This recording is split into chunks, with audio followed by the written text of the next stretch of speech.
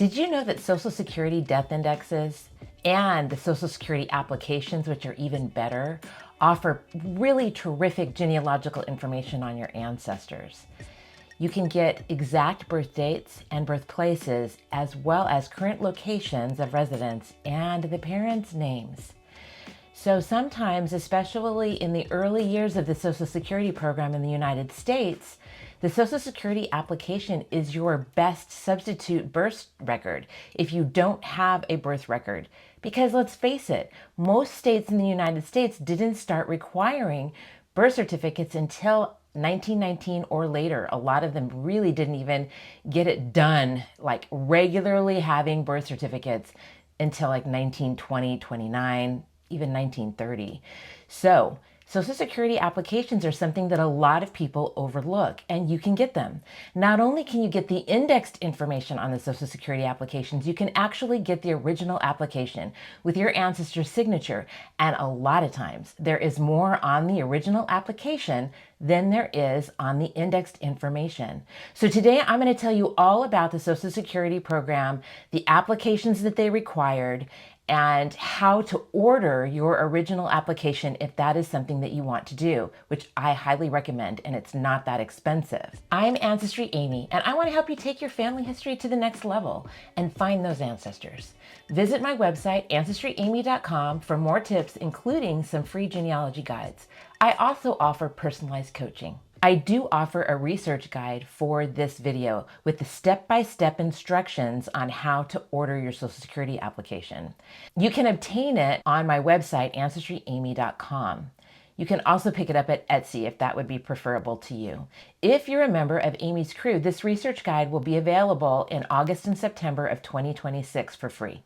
When you're a member of Aimee's crew, you have the opportunity to also attend a free live stream every month just for Aimee's crew members, where I work on my family tree or that of a client's.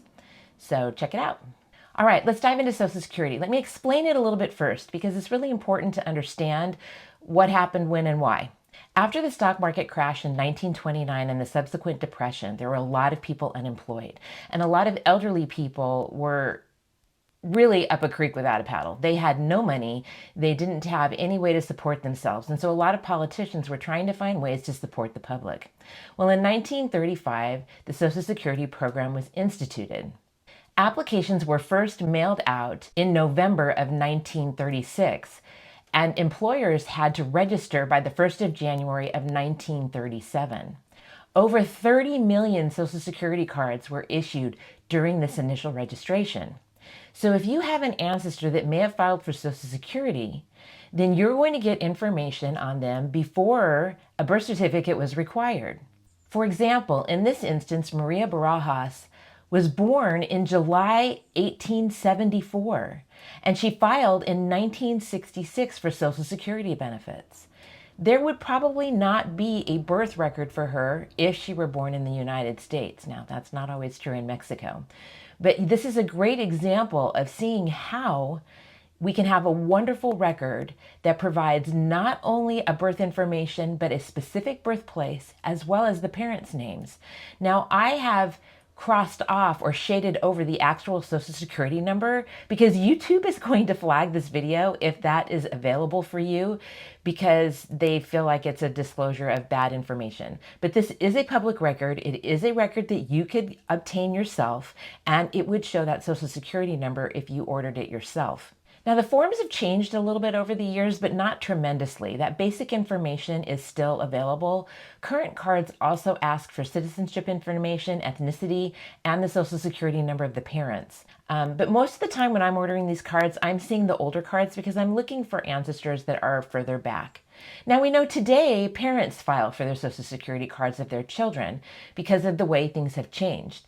But those first 30 million or more were filed by the actual individual. So it's firsthand information that they are providing.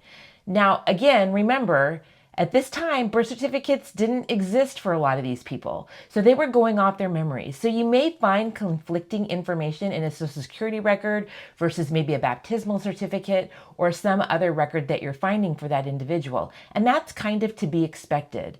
Now, something to remember if you're searching for Social Security records is that you may find married women by their maiden name or a married name. And also they shortened last names if they were over 12 letters. So keep those things in mind as you're searching. Now, I recommend that you actually search for the records that you can find in index form before you order the record from the government. Now, let me tell you where you can do that and the differences in the different places where you can go. The Social Security Application Index can be found on Ancestry and MyHeritage. Both are paid sites. Now, Ancestry will actually provide you with a Social Security number, whereas MyHeritage does not. And that can be helpful if you want to order the original certificate. Let me show you what it looks like on Ancestry. Now, both websites include records from 1936 to 2007. And you'll see here on the indexing, when I searched for Frank Howell, I just put in his information of his first name, last name, and when he was born. And you'll see I got a number of different results. And they're looking for various variations of that as well. And if I scroll down farther, I would see even more variations. But when I click on Frank C. Howell, you'll see the information that's provided. But this index information says that he was born in 1926. Now, I ordered this record, but I ordered it a number of years ago. And it actually says, the actual application said he was born in 1925. And the parents' names have been blocked out. Now, the Social Security Administration will only provide that information if the individual is over 100 years old and they have proof of death. Now, they have various acceptable forms of proof of death, and I have all of that in the research guide.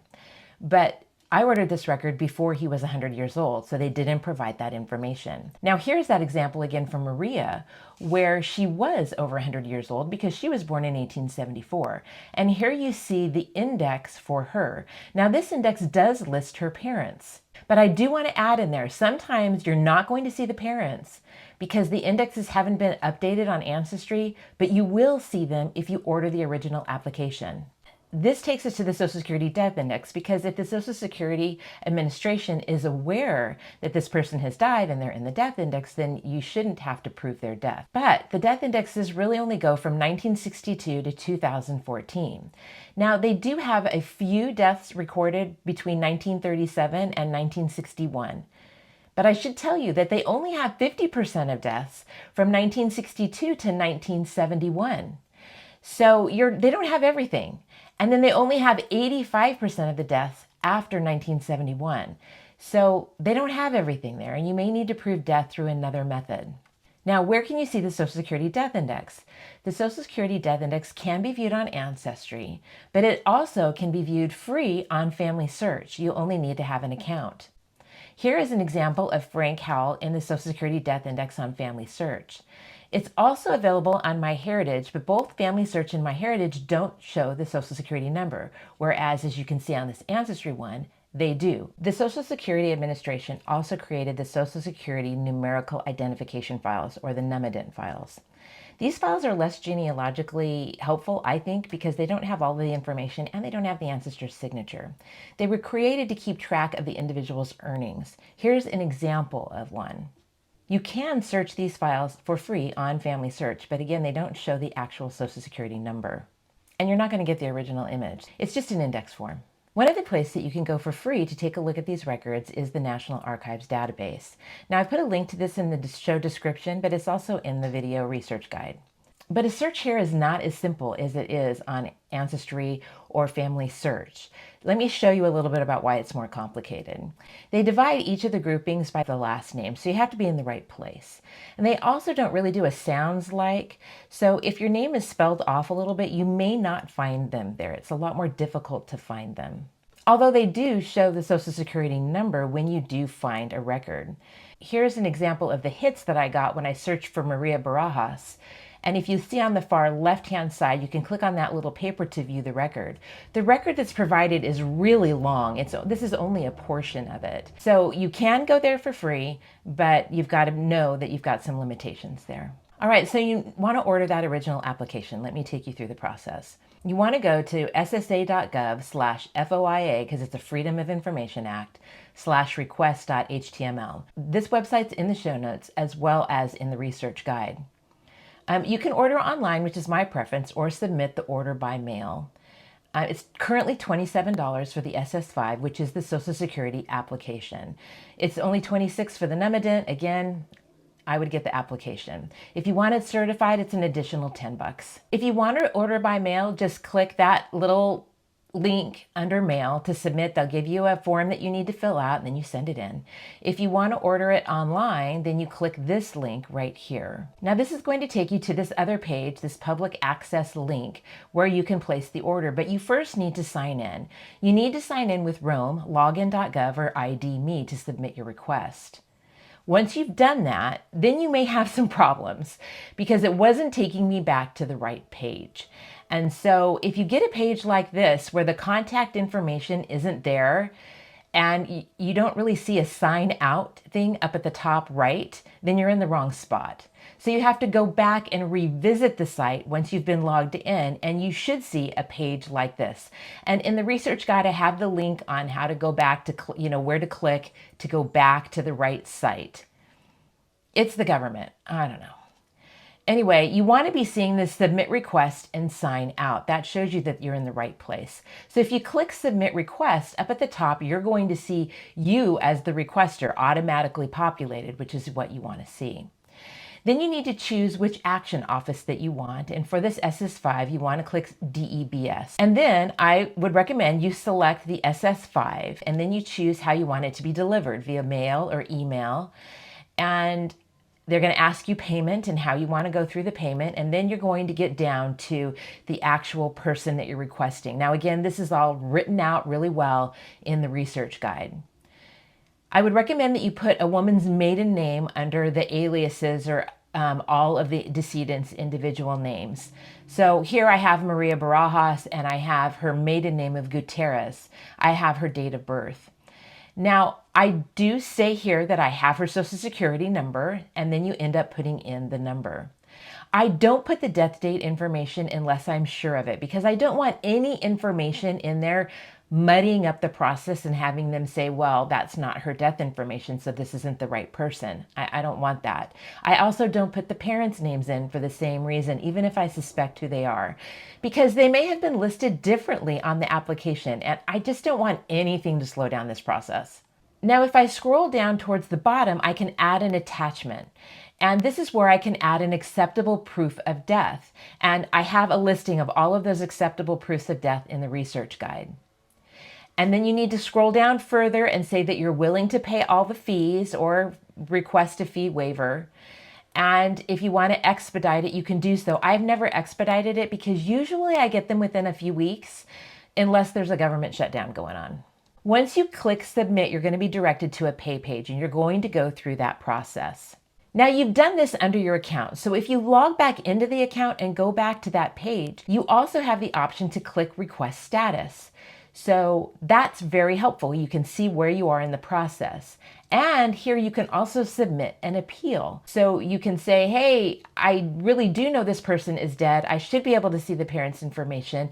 And then you can attach documents in your appeal. So that's where you would do that. All right, it's that simple. That's how you can get the Social Security application information and how you can order the original records.